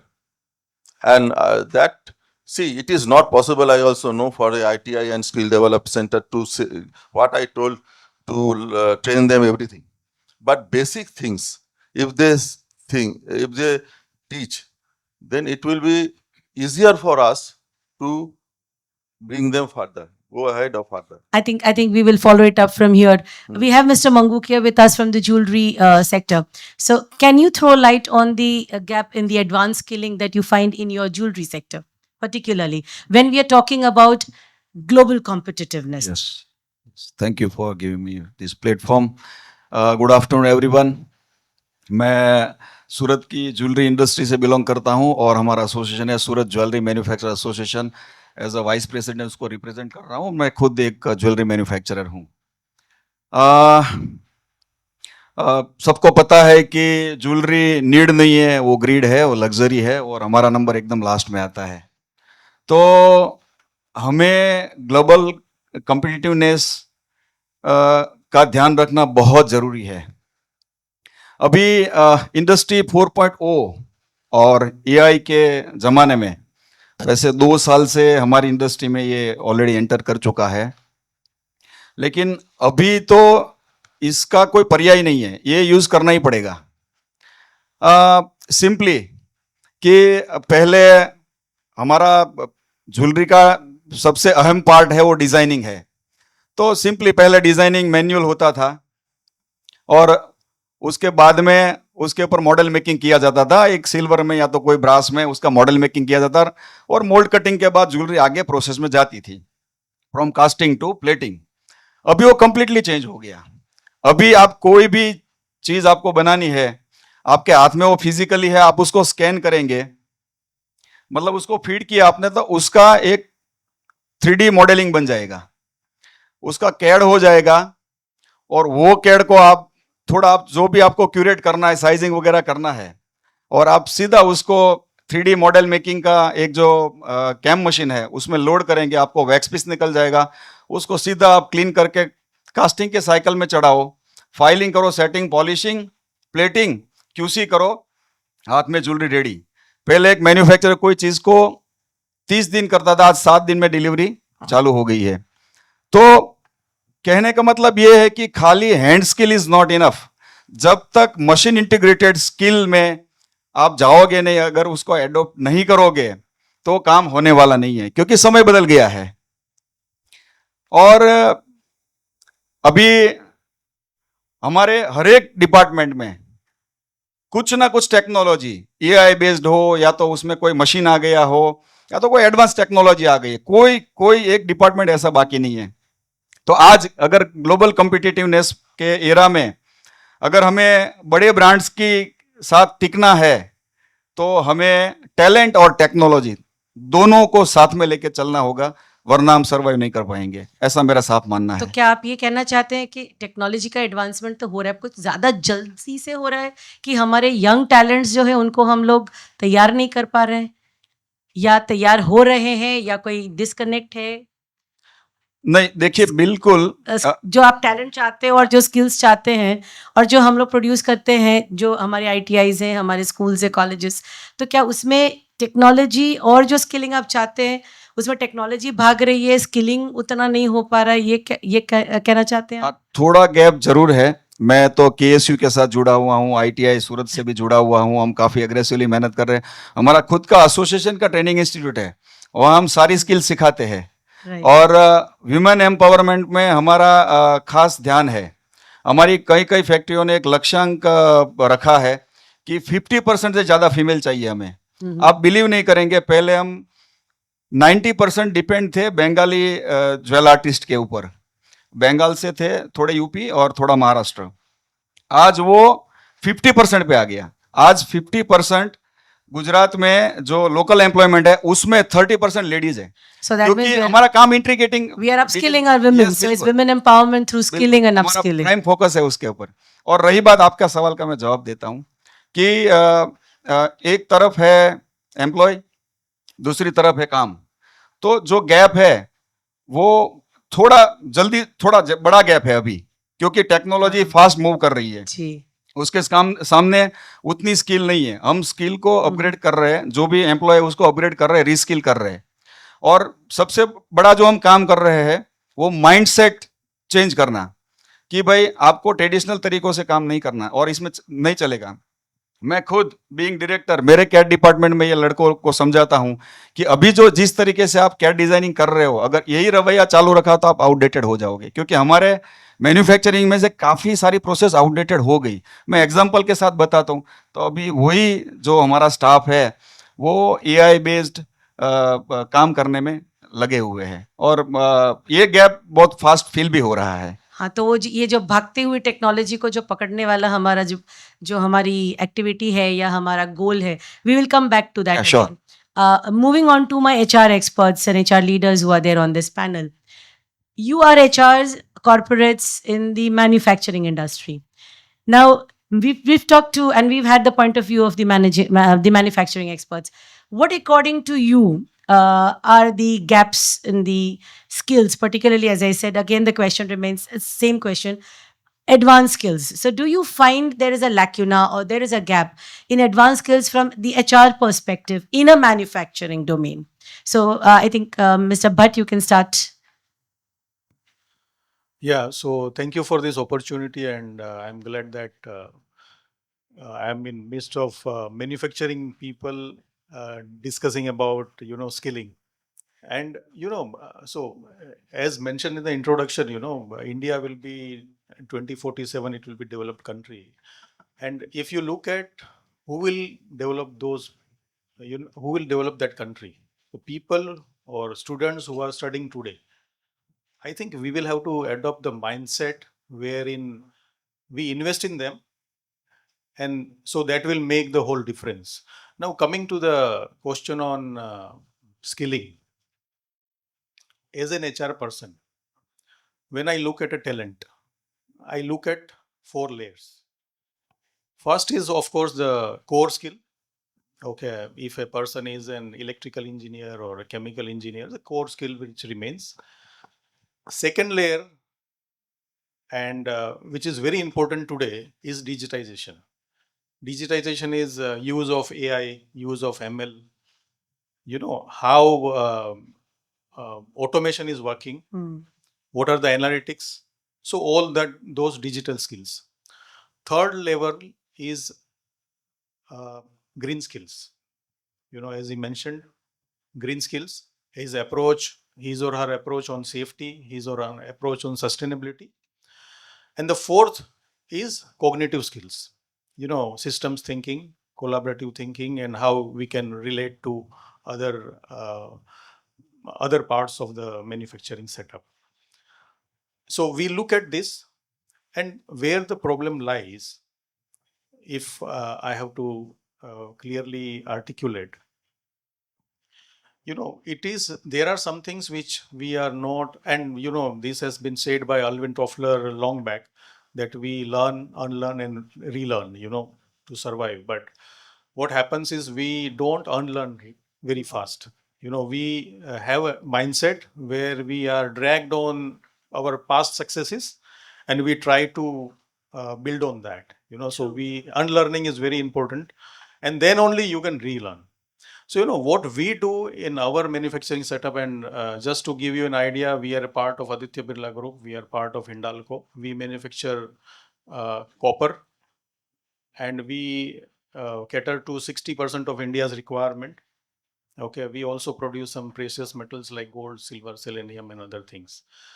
We are also putting up one recycling plant as a part of the sustainable initiative, because copper, India doesn't have copper ore. Okay, and we are predominantly dependent on other countries. So, and the future is recycling, as mentioned by Mahesh. So, how we will be able to cater to our copper requirement and our metal requirement in future. So, recycling is must. So, if we look at certain skills, future skills or advanced skills which will be required here. Now, every electrical equipment has PCB,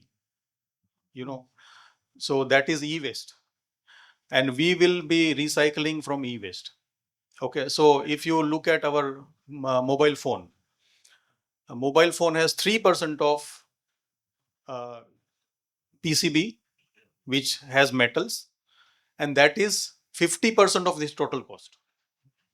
So if my mobile is of 100 rupees, 100 kg, so 3 kg is the metal which is there, precious metal. And India is the third largest producer of e-waste in the world, but we are not able to recover. So the skills, like, now if I want to recover that, I have to dismantle PCBs. I have to dismantle the processes, the chemical reactions, wherein I can recover that waste.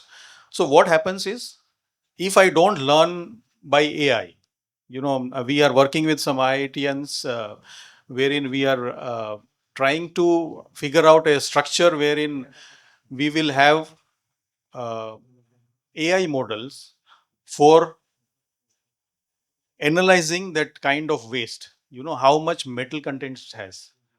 So we will be looking at that. Do we have that kind of a skilled talent with We are us? just developing, because that is a need for the future. And if we don't invest right now, partnering with our elite institutes in India, we will be missing that bus.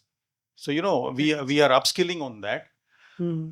At the same time, basic skills like safety. Now, for example, if a person comes straight from college, okay, we don't allow them to get into the manufacturing process before 15-20 days, and we have all safety standards which are covered in that. So it is how you develop that talent for the future requirements of your organization that makes a whole lot of difference. And if you look at the labor codes which are coming now, it is not only the job or the employment, it is capability building, it is skill building, which is very important. So we will have to shift our mindset from the corporates also and from the institutes which are developing talent, both ways, that how we look at talent and how we develop them. Thank you, Mr. Bhatt. My next question would be to Mr. Manish and Mr. Nishant. What skills will make any young candidate, any student passing out and looking for employment, hire ready? So that they could be hired into your organization, say from day one. So what Mr. Bhatt was just saying, we don't directly put them right onto the shop floor and make them work. So what in your opinion do you think, that they could be hire ready from day one, so the day they're out of college you give them a placement and there they are ready for you to work? So that probably may help in the constant evolution without that delay, the industry evolving, and probably we can have better, yeah, please, we can have better competitive talents in the Thank you. industry. Thank you for the wonderful question. Um, Good afternoon, everyone. So, what I've observed that whenever any operator level or any leadership level entrance is there, the major gap what I've seen is the certification. The certification is there, the learning is there, but immediately putting them and the adaptability, that is what I see missing. And why this is because, you know, certification will take you to the door, but once you enter it, that's a different ball. So it's very important to understand how they are getting adapted, and I will emphasize mainly on the soft skill, because industry are teaching a lot of technical skills, but the adaptability, that is behavioral or the soft skills, are missing. So when I also look, because we are working with the global and we have a lot of consultant also coming there, and now we are thinking that okay, what we were there was good to a certain point, but now we need to change, and that change is all about the growth traits or about clear thinking, adaptability, the communication what we do.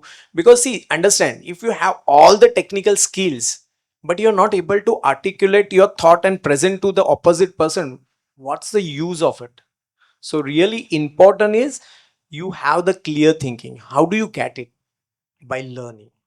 So what I also emphasize is the leadership role or any person who are entering things that he has learned the things, now it's they need to do something, but they have to completely evolve themselves and grow.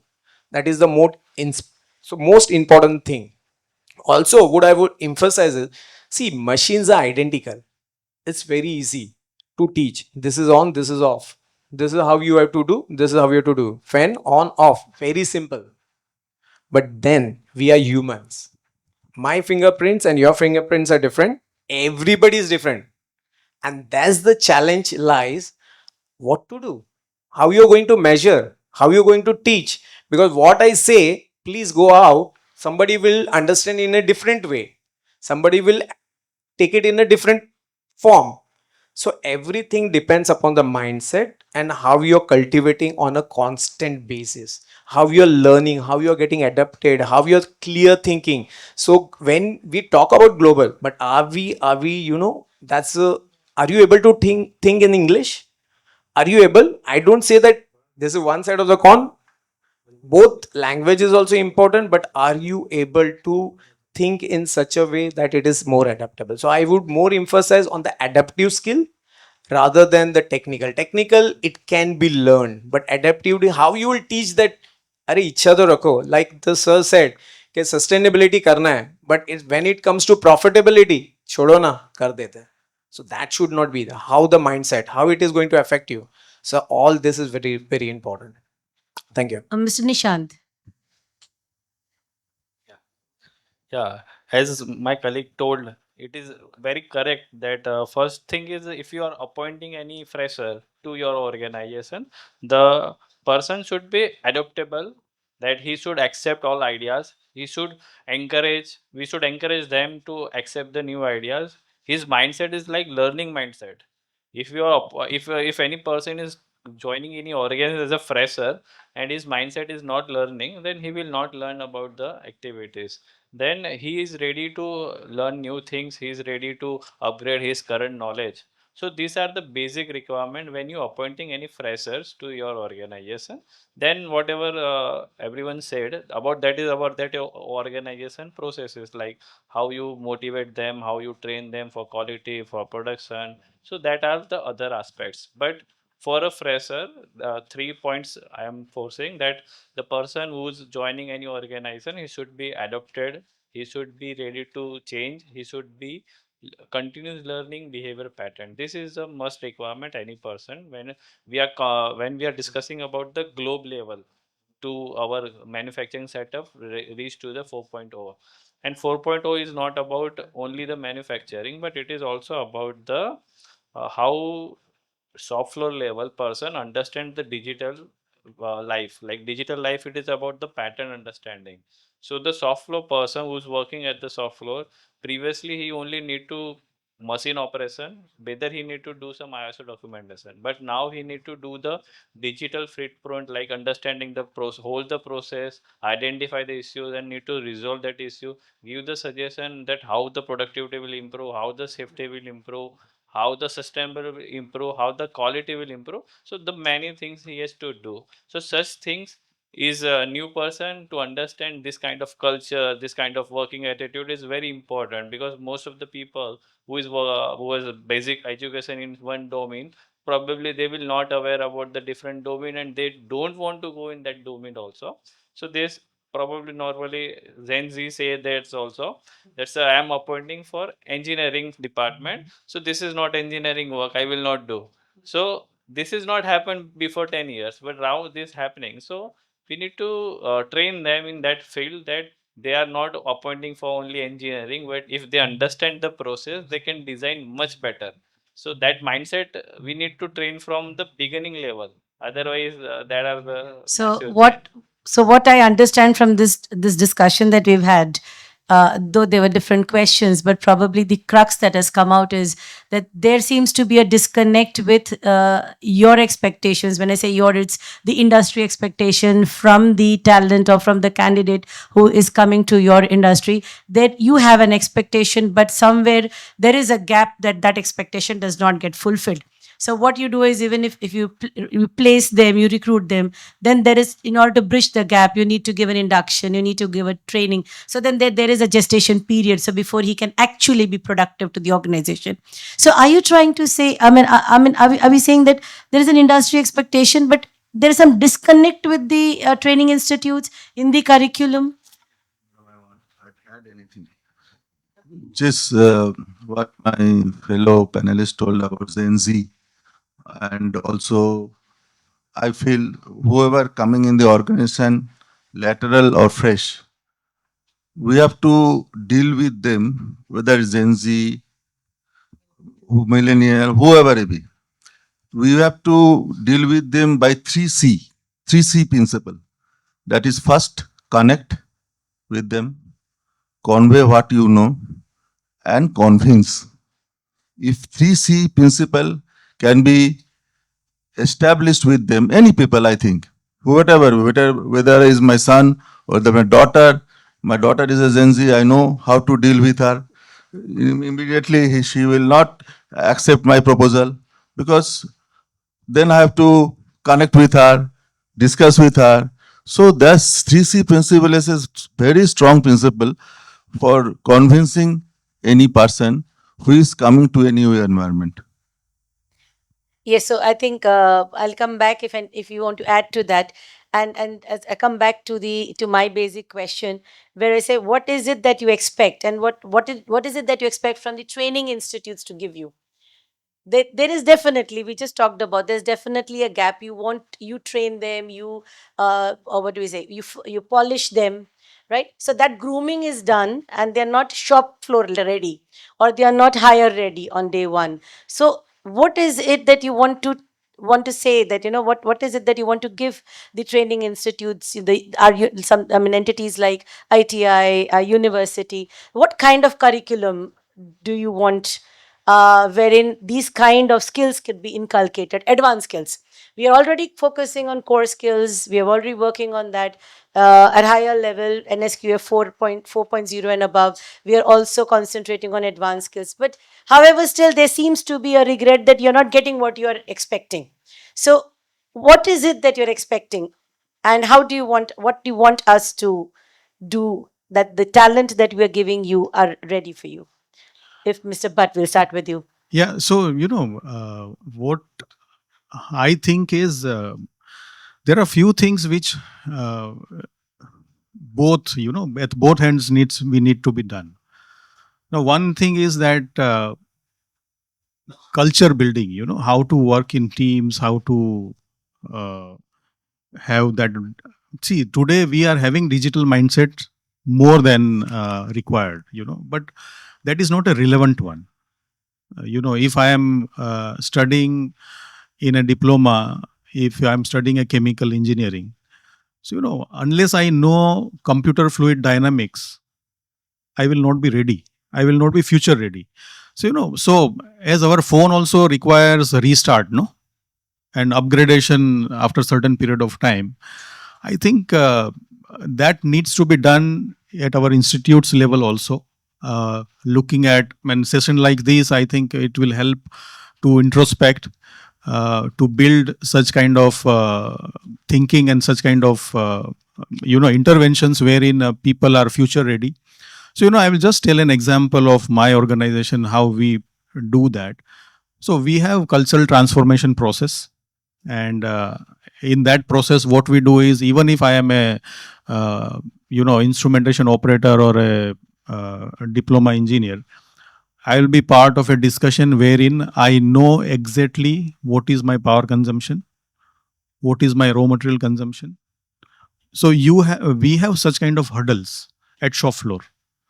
Okay, so those kind of skills, if they are built from institute itself, those kind of collaborative skills which they are so that if a person, if I am a chemical engineer, I will also look at the electrical part, I will also look at the instrumentation part of it.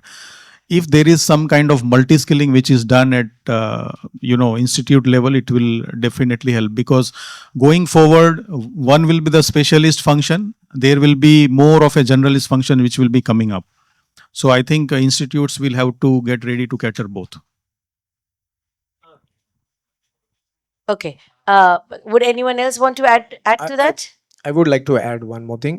One thing is I'm more emphasizing on the softer skill from the ITI side also, the communications, the adaptability, and so forth. What we are doing in our organization in NHB is we have a Kaizen route. We call it as a continuous improvement. So we often there would definitely, when we are talking about manufacturing, there would be problems. So we take a problem and we create a teams of different cross function, including the operator level. Even so, when you are in a team, you are not like a MD or you're not like a VP. Everybody is a member and trying to solve the problem. And there we try to find out who is performing how. So whether is able to clear thing, whether is adaptable, and then we take that person and we groom on, we keep it on the fast track as an HR. And other person, we see what is lacking and we keep on developing. And the people who wants the development also sees the other people and they get expanded. So, to what that. is your message to the institutes and universities who are giving this talent to you? How do we inculcate this already into the youth that we're giving you? Yeah, so one is this continuous improvement philosophy also can be taught at ITI. Second is more on the adaptive skill, which will not only be helpful for the industry but helpful for the overall our planet also. Because how do you communicate your point? That is also very important. So that needs to be as a curriculum, because technology are changing at a so fast rate. How you're going to change the curriculum, that's also a question by That itself. precisely was my question earlier, Yes. because the technology is fast changing. Yes. So Are we able to, to fill the gap with the technology? Because with the advent of the technology and the movement, Yes. are we able to cope up with those, Yes. bridging those skill gaps? Yeah. Mr. Nishant, Mr. Mangukia, do you have any thoughts on that? अ, मेरा बहुत सरल मानना है कि यहाँ skill की बात हो रही है तो थ्योरी का तो ठीक है, थ्योरी साइड में रखिए। अभी जैसे हम इंस्टीट्यूट चला रहे हैं तो हम क्या कर रहे हैं, मैं एक लाइव एग्जांपल ही आपको देता हूँ। हम वहाँ उसको सारी चीज़ें सेल्स एंड मार्केटिंग से लेके पूरा प्रोडक्शन का और डिजाइनिंग का पूरा सिखाते हैं। तो हम क्या करते हैं, उसको पूरा प्रैक्टिकल नॉलेज देने के साथ सब डेटा वगैरह सब सिखाने के बाद चालू में ही उसको हमारे इंडस्ट्री में विजिट करवाते हैं। तो उनको ये समझ में आता है कि हम जो सीख रहे हैं वो कैसे अप्लाई होता है और शॉप फ्लोर पे एग्जैक्टली कैसे काम होता है। जी। हमारी फैकल्टी भी साथ में होती है और उसको हमारी एक इंडस्ट्री की एक टीम है जो उनको जो फैकल्टी को गाइड करते हैं, उनको इंक्यूबेट करते हैं, उनको ये करते हैं कि भाई आप इस तरीके से सिखाओ। तो सिंपली वो जो गैप है ट्रेनिंग इंस्टीट्यूट पे जो सीख रहे या तो एसकेयू या तो आईटीआई में कोई भी जो है, अभी समझो कि ज्वेलरी का अप्लाइड प्योर अप्लाइड कोर्सेज शायद नहीं रहेगा, लेकिन अगर अगर रहेगा तो मेरे हिसाब से बीच बीच में उसको ये विजिट करवाना चाहिए ताकि वो उसको समझ में आए कि Practical exposure हाँ हो। प्रैक्टिकल एक्सपोजर उनको मिलना चाहिए। तो ये मेरे हिसाब से काफ़ी सिंपल हो जाएगा और यही मेरी एक्सपेक्टेशन है कि जो शॉप फ्लोर पे जो एक्टिविटी होती है वो हमने इंस्टीट्यूट में सेम पूरा सेटअप किया हुआ है, आपको लगेगा कि ये फैक्ट्री है। राइट। तो वो हिसाब का अरेंजमेंट Environment. होना चाहिए, तो ये गैप काफ़ी मतलब नेग्लिजिबल हो जाएगा, मुझे ऐसा लग रहा है। तो इंडस्ट्री और एकेडमिया को मिलजुल कर कुछ करना रहेगा। बिल्कुल। चलो, that will be the last question on this panel discussion, considering the time constraint that we've been given. What do you think can help in, strengthening this linkages between the industry and the academia? Anyone would like to? Strengthening means what he has told. He, That, Mr. Mangukia said they are giving, they have a pseudo factory there, wherein these But- students undergo the entire chain of activities. We are discussing about the students, but I am worried about the faculties. There are not such good faculties which can teach robotic programming. Okay. I don't know. Came in across. Your experience. in I your am experience, yes. talking about my experiences. So this faculty gap can be abolished by ITI and training institutes come to the industries and ask for their support. So there are people in the industry who knows programming. They can go and teach programming. Just I'm taking an example. Others are things, soft skills, HR from HR, they can go and strengthen their and teach their soft skills also. Like that is another way to bridge the gap. So faculty, see, students are there, they want to learn. So we know Khan sir, how he is teaching. Lakhs of students, thousands, hundreds of students. So faculty is a very good, and the way he teaches, our students will automatically have interest and get adaptability by it themselves. Anyone would like to add up to that? So I think, very relevant point which he made. Industries has leaders or people or resources which can go to institutes as a visiting faculties. Maybe by invitation or whatever, we can have that. And then they can, share their learnings, their experiences based on what they are looking at the practical aspects. Second thing which we normally do is we have on the job training. So we have 70 30 10 kind of thing. So 10% is only classroom training, 20% is coaching and mentoring on the job, and 70% is really on the job. So when we look at this model, theory is practiced, and then only we are able to develop those people. So if industry institute collaboration is more and more frequent, and whenever there is a curriculum which is designed, I think when they take an input of the industry also, it will help in upgrading that. Yes, Mr. Nishant. Yeah, as everyone said, I am agree on that aspects that leaders of organization which have experience in the some domains has to go and teach the students. But there are the different side of the coin also is there that in industries also the many of the levels there is the persons who are not understanding digital things and other things. So same time if the ITI or some institution professors or teachers who can teach industrial experts also about that aspect, so this become the win-win situation for both, like industrial experts will give behavioral trainings to the or ITIs, and ITI person who has a technical sound knowledge can give that trainings to the industrial organization. So both the way it become the win situation for both the organization. A win-win situation for both the sides. Yeah. So, Last, I will tell one. See, we are discussing about technical upskilling, advanced skilling exactly. But in factory, we should make our students who are coming human relationships. Human relationship is a very important part in the factory because supervisor to workman relationship, how workman should treat with supervisor, supervisor how he has to treat with the workman. So people management training should also be a part of the curriculum. yes, yeah, thank you. So I would want to briefly summarize that what the panel has wanted to say is that we are looking for industry aligned skilling, which is critical, and a continuous upskilling of the professionals and the students is essential. And we need to invest a little more on vocational training. We need to align the curriculum with the industry expectations, what the industry requires and demands, and by way of industry academia linkage, and basically the need to focus on soft skill development of the youth so they become higher ready. So on that note, I would want to thank all the all the panelists for such insightful perspectives, and thank you everyone for being such a wonderful audience. Thank you. Thank you sir for Bing here. અત્યાર સુધી આપ અમારી સાથે રહે તે માટે ખૂબ ખૂબ આભાર સાહેબ. Thank you, sir. Thank you, madam. ખૂબ ખૂબ આભાર. Thank you sir. So I'm glad. Thank you, sir. वो भी पढ़ाता हूँ तो आपने जो है और बिहेवियरल साइंस जो है हमने ऑस्ट्रेलिया में compulsory it is a part and parcel of the syllabus now even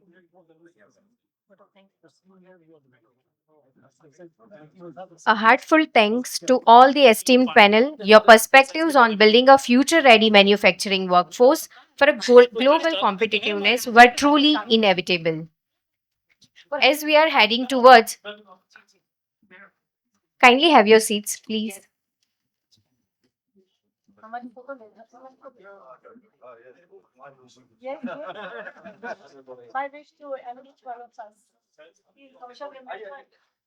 Kindly have seats, sir, please. Take me in my. अरे फोन पे दे दीजिए नहीं Yeah, oh, that is better. हाँ वो इंस्टेंट हो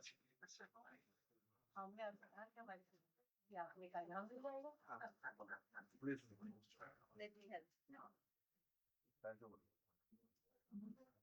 आ जाइए सर सर जी सब पे आ जाइए ओके पहले फोन में देख लीजिए सारे लोग फोन हाँ जी हाँ जी. मुझे बड़ी अजीब सी लगी.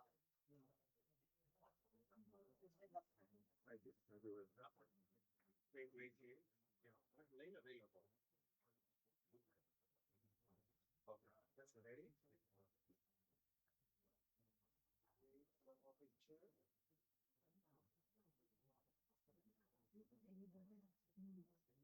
Thank you.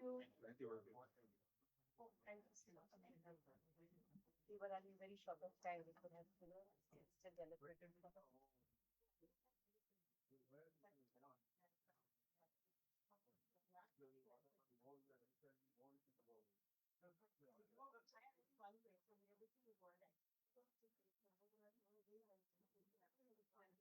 I would like to request all that please kindly take your seat.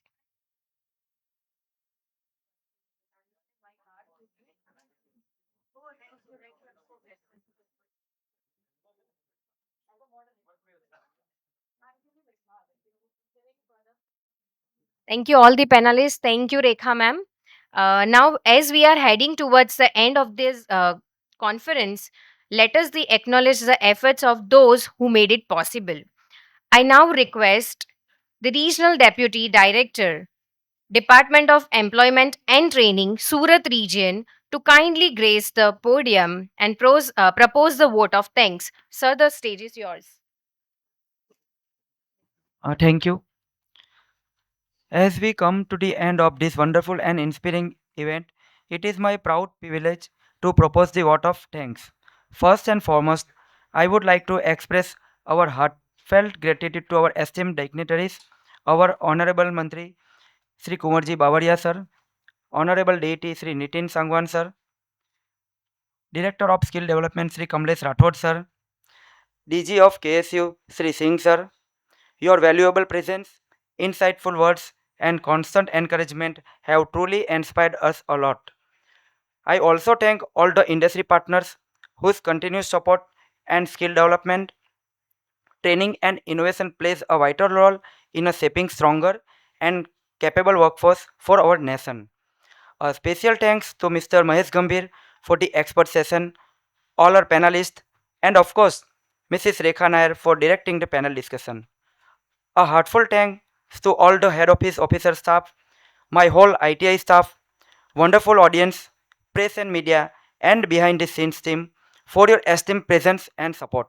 Before I conclude, let us carry forward today's inspiration and continue contributing towards a skilled, innovative, and self reliant India.